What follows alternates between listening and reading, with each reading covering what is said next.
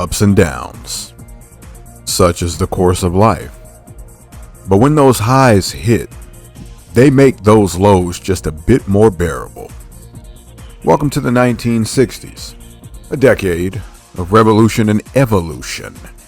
We can see in color now as opposed to mere black and white, and the division is going to take on the same ploy.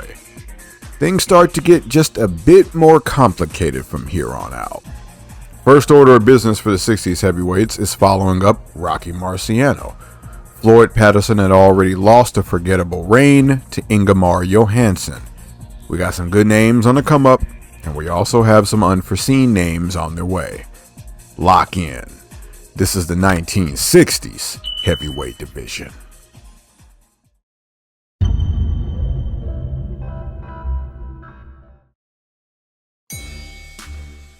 The bear and the cat clash again. Sonny Liston showed that the first was no fluke when he put Cleveland Williams away a round sooner than before. Williams was down twice in the second round for the TKO. You know, that was pretty embarrassing for Floyd Patterson last time around. I promise I'm not laughing. The protected champion was dethroned by Thor's hammer. What hope does he have in the rematch? Plenty. Patterson endured Ingemar Johansson's right hand to make history in the fifth round. By knocking out his conqueror, Floyd Patterson entered the history books once again as the first man to regain the heavyweight crown. Part 1. Cassius Marcellus Clay brought the gold home at light heavyweight for USA. He would turn pro just 1 month later, joining the professional heavyweight rank. This Olympic game is the first of a consecutive trilogy in which we'll be introduced to a major game changer in the heavyweight division. Beep game. Sonny Liston is back and against Eddie Machen. No destruction here, however, as Machen managed to box well against the juggernaut, but not enough to secure victory. Liston showed that he was not only a world eater, but that he could box well enough to earn a decision against a worthy opponent. Was that a blueprint? As promised, the debut of Cassius Clay. He decisioned Tony Hunsaker, a man who served as a police chief for 38 years, by the way. Onwards and upwards for Mr. Clay. Oh, and he and Hunsaker remained in touch over the years until 2005 when Tony passed away.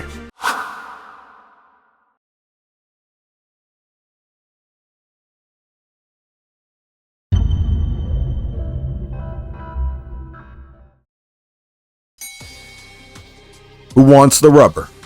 Hard to tell considering the first round confirmed that this was to be a knockdown, drag-em-out brawl. Floyd Patterson was down twice and Ingemar Johansson once, all in the first round. Come the sixth, Patterson proved to want it more when he knocked Ingo out.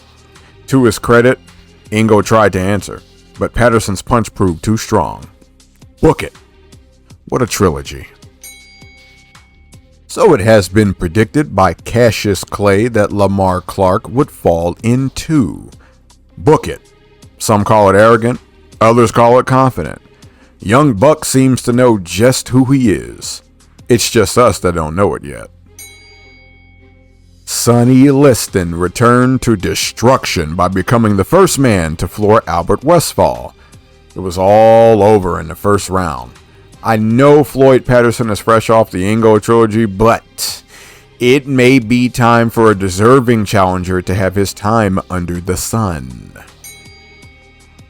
On the same day, the champion Floyd Patterson took on Tom McNeely. The challenger was down so many times that we all lost count. Yes, history has lost count, so just let it go and know that Floyd Patterson dominated this affair. 4th round knockout.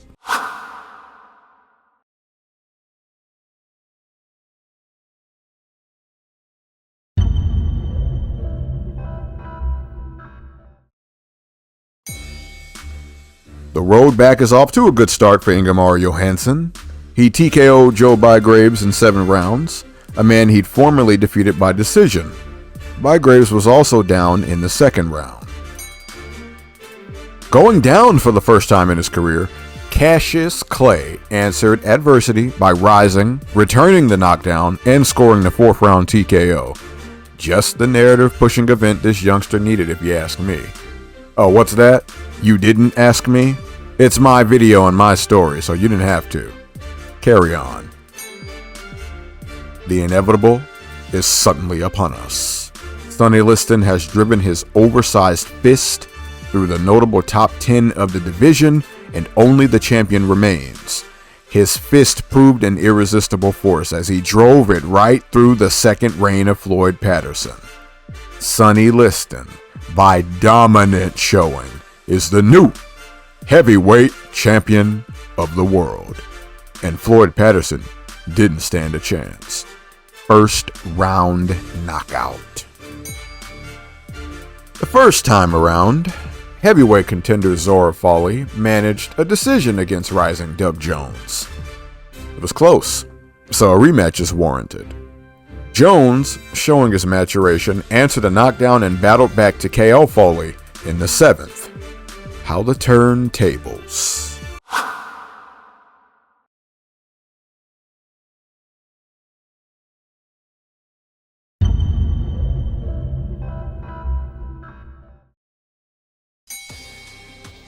Boxing should be unified. Hence, the World Boxing Council has come into form in an effort to bring about international unification. Now, the WBA has a sister, and there are 2 major world titles. The winner of the pending Sonny Liston-Floyd Patterson rematch will receive the honor of being the inaugural WBC champion. 6 and 4 is what? 10, right? Doug Jones gave Cassius Clay such a tough fight that it took 2 predictions coming together to grant Clay merit. It was a competitive and exciting fight in which Cassius emerged, but some felt that Jones earned the victory. In hindsight, it's just what he needed. Ingemar Johansson found himself humbled in victory at the hands of Brian London. The decline was apparent as Ingle failed to drop the Thunder and London appeared better than he perhaps actually was. London dropped the former champ in the final round, but Ingle won the cards and retired after the bout. Perhaps a good choice. Mr. Clay has some proving to do after that Doug Jones affair. Against Britain's Henry Cooper, he looked good and cocky until a monster left hook zipped Clay's mouth up. Controversy ensued in the corner after, and Clay returned to the ring to stop Cooper on cuts. One punch can make a difference in the heavyweight division. That close to history changing. Your eyes are not playing tricks on you. Sonny Liston destroyed Floyd Patterson in the same manner in which he had the year before. Patterson only lasted 4 seconds more. Liston decked his prey thrice, the 3rd signaling the knockout. The heavyweight champion appears invincible.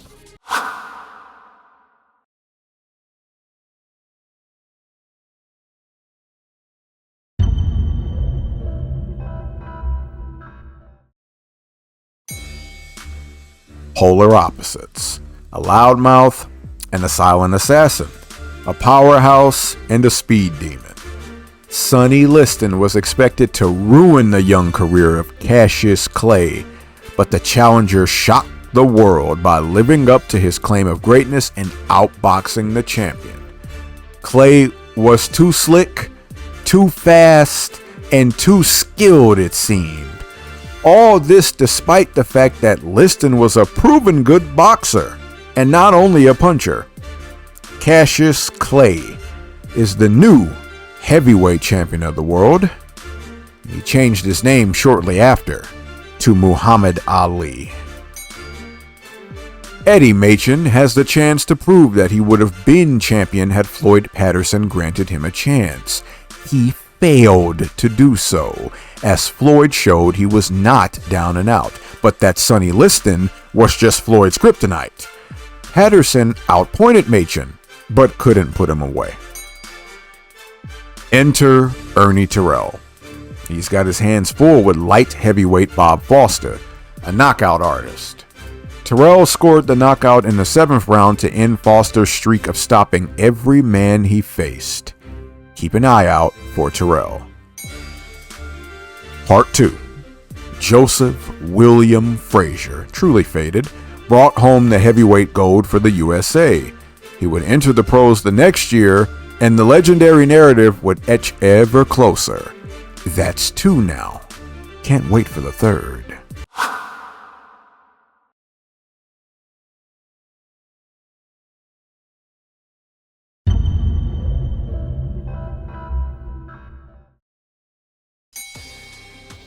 The lights are bright tonight and the stars have aligned. Why? Honestly, I'm not too sure, but I can tell you that Floyd Patterson and George Chuvalo put on 12 rounds of action. Heavyweight greats were present and the world was pleased, proving that the marquee division was still the one to watch. Patterson won, by the way. Muhammad Ali was stripped of the WBA title for choosing to rematch Sonny Liston. Spoiler alert. Ernie Terrell, who I told you to keep an eye on, would capture the title by outpointing Eddie Machin. It was boring. Sorry, not sorry. Get used to these shenanigans. The sanctioning bodies will only get worse, but at least we know who the real champion is. Do you believe in ghosts? According to legend, Muhammad Ali's right hand is a phantom. In the return bout between champion Ali and challenger Sonny Liston, the challenger fell in the opening round. It was suspicious and plain awkward, but what's done is done.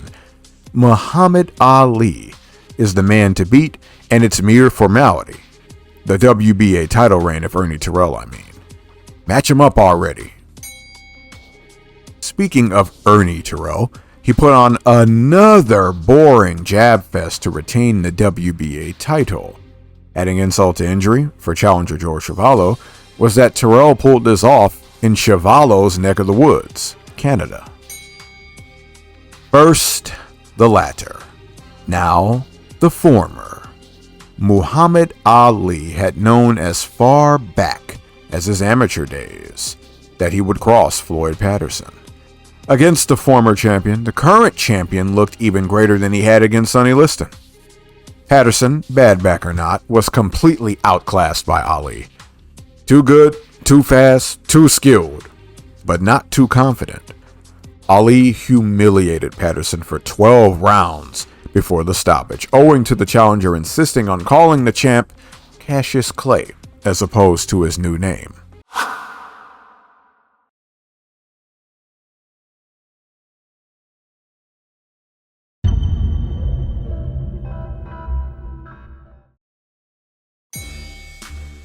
In a showing he would become famous for style-wise, Joe Frazier chopped down Dick Whipperman. It was a 5th round TKO. Killed the body, and the head will follow. We haven't seen someone truly utilize this since Rocky Marciano. Despite growing in mystique and ability, heavyweight world champion Muhammad Ali found himself unable to put away George Chuvalo. To be fair, no one ever would. It was a good title defense, but it was the champion who was hospitalized after as opposed to the challenger. Chuvalo's bodywork got him a minor victory after all. That left hook in 1963 was close to shifting what we know. This time around, the now champion form of Muhammad Ali played no games as he cut Cooper's face to ribbons again. It was a 6th round stoppage on cuts. As boring as it may be, we can't ignore that Ernie Terrell just scored a surefire decision over Doug Jones. Champion Muhammad Ali has no such feat. It's time we bring the WBA title back into unification. Ali and Terrell don't have anyone else left to fight anyway, so match them up already. His credibility in the stinker. Sonny Liston is back to shift the narrative. Gerhard Zek met a 7th round doom via knockout, and Sonny looks to be gunning for the title scene again. His reputation may make that impossible, but we'll see. He's also not as sharp as he once was. Journeying back to England, the heavyweight world champion Muhammad Ali welcomed Brian London's challenge. It was a third-round KO headlined by incredible speed and bookended by a barrage for the ages. Muhammad Ali looks incredible. Match him up with Ernie Terrell. Still no Terrell? Alright, from England to Germany goes champion Muhammad Ali. Carl Mildenberger was rough and tough, but Muhammad Ali was just better. Carl was down 3 times before the 12th round stoppage. Ali treks onward, hopefully toward Ernie Terrell. Back on track is Floyd Patterson. As unlikely as it may be that he could defeat champion Muhammad Ali, why not try? Against Henry Cooper, he scored a 4th round knockout. Cooper was down 3 times. Joe Frazier met his best competition yet in Oscar Bonavena. Frazier was down twice in the 2nd round, but bounced back to reel in a split decision win. As much as we want to see Frazier eventually face off with Muhammad Ali, I think it's safe to say we need a rematch with Bonavena first. Returning home to the USA and not against Ernie Terrell, Muhammad Ali gave former contender Cleveland Williams a title shot. Ali put on what may be the greatest performance of his career. Many of the highlights you've seen from the greatest most likely stem from this fight. It's another step up in competition for Joe Frazier, a feat to be commended as he appears serious in his quest for Muhammad Ali in the heavyweight crown. Eddie Machen was known for pickling power punchers. Frazier floored Machen through the ropes in the 1st and ultimately stopped him in the 10th. It wasn't without adversity either, as Frazier survived some 8th round trouble.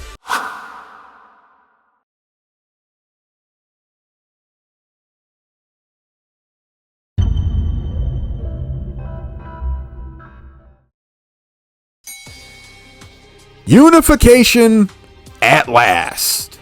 Ernie Terrell made the fatal mistake of calling Muhammad Ali by his former name, and he was humiliated just as Floyd Patterson was. "What's my name" continues to ring throughout history. Ali was surgical, and the heavyweight crown was once again in one piece. Enter Jerry Quarry. He's young and exciting.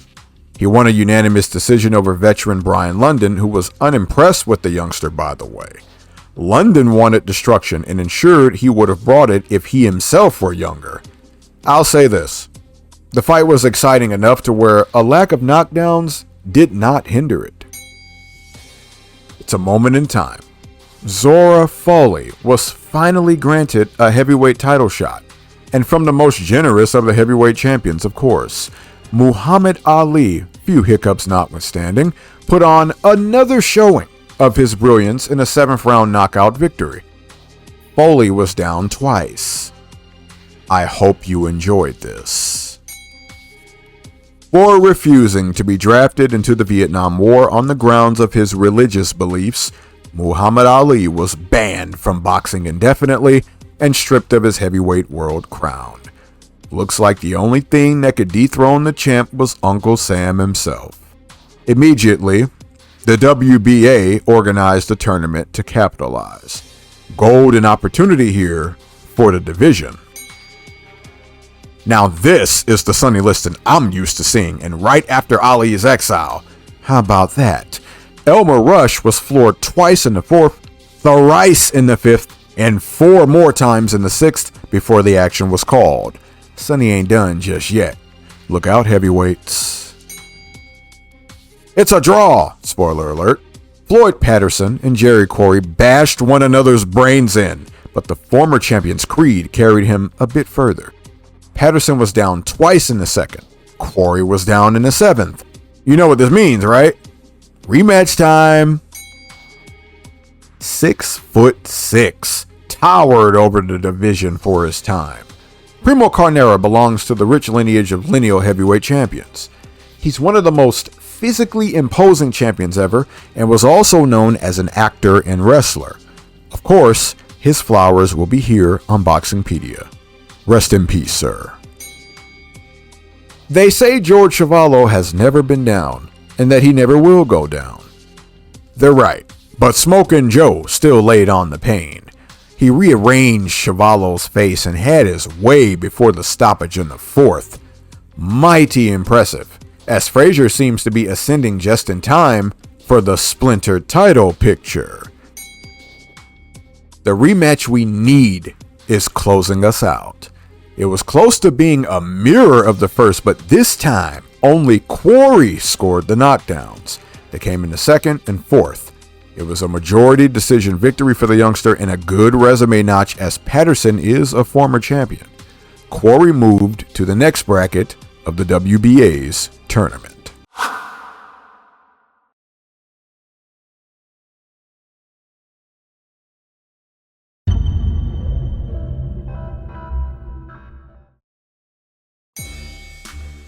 The town is playing host to the last of the semifinals matchups. That Spencer, the favorite, was turned back by the young Jerry Quarry. Spencer was down in the 4th and 10th rounds before being stopped in the 12th, with only 3 seconds remaining in the fight. I'd have been pissed. Joe Frazier refused to participate in the WBA's tournament due to his superior ranking. So in his bid for the New York State Athletic Commission's title, he vindicated his Olympic and amateur history by TKOing Buster Mathis in the 11th round.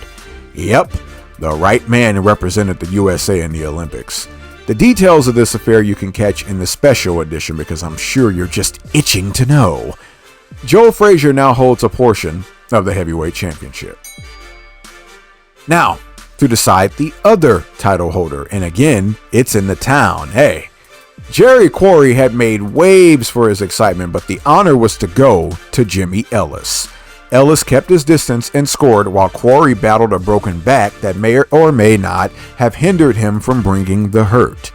Either way, Jimmy Ellis is the WBA titleist behind a majority decision. He's a friend and gym mate of the true champion, Muhammad Ali. Some may refer to him as Ali Light. Joe Frazier is on a mission to earn the recognition of the world as heavyweight champion. He's got to stop against Manuel Ramos in a slugfest that the champ got the better of. Ramos was down twice and it was over in the second round. In a boxing match, do you believe the fighter who lands the most blows should win? Or should the fighter who lands the most effective blows win? Jimmy Ellis was the former, and Floyd Patterson was the latter. Ellis won the decision and retained the title. Part 3. With this one comes the boom. George Edward Foreman brought the gold home for the USA in the heavyweight boxing Olympic Games. This young man sports deadly power and a scowl to pierce through the screen. The trilogy is complete. The fruit shall bear next decade. Last time, Oscar Bonavena left a few dents in Joe Frazier's skull, and some thought he should have won. This time around, Smokin' Joe erased our memories with a convincing performance in which he battered his man for 15 rounds. That's a new Joe Frazier in there now. That's a champion. Just a year after one giant fell, so does another. 6'7", and also one of history's most imposing heavyweights, Jess Willard was the man who dethroned Jack Johnson. He was the original Great White Hope, as history knows. Jack Dempsey would ascend to fame by crushing Willard. Of course, Willard is also a part of the lineage of lineal heavyweights. More on Willard later when we cover the lineal champions. Rest in peace, sir.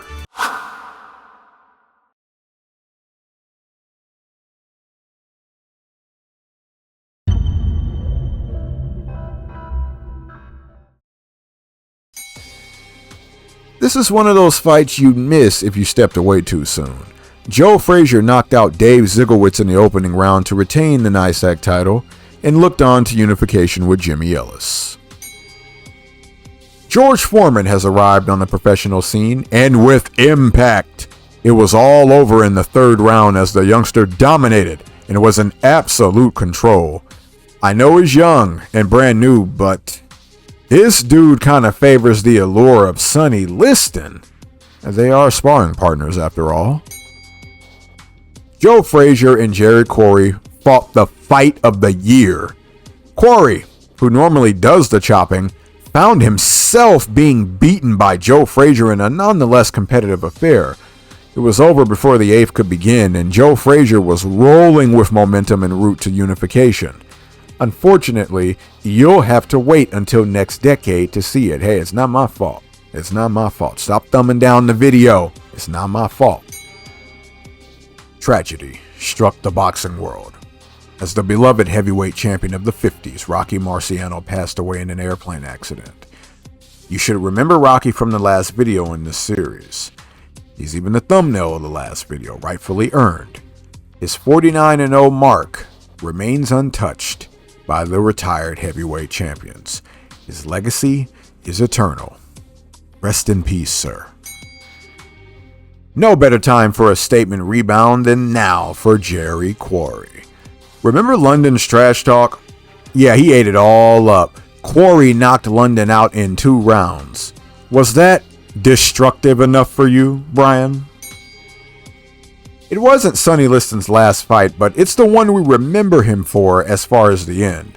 Despite being the favorite and on a 14-fight win streak, Liston was shockingly knocked out cold by Leotis Martin in the 9th round. There it all went for the Big Bear, but a new decade is on the horizon. 2 contenders with their ups and downs, much like this decade itself, ups and downs. Maybe encountering one another will shift the fate of the victor. Jerry Quarry did well initially, but was ultimately knocked out by George Chuvalo in the 7th. Whether he makes the best of it or not, George Chuvalo has some strong momentum heading into the 70s. Quarry has some ground to make up. I wish him luck.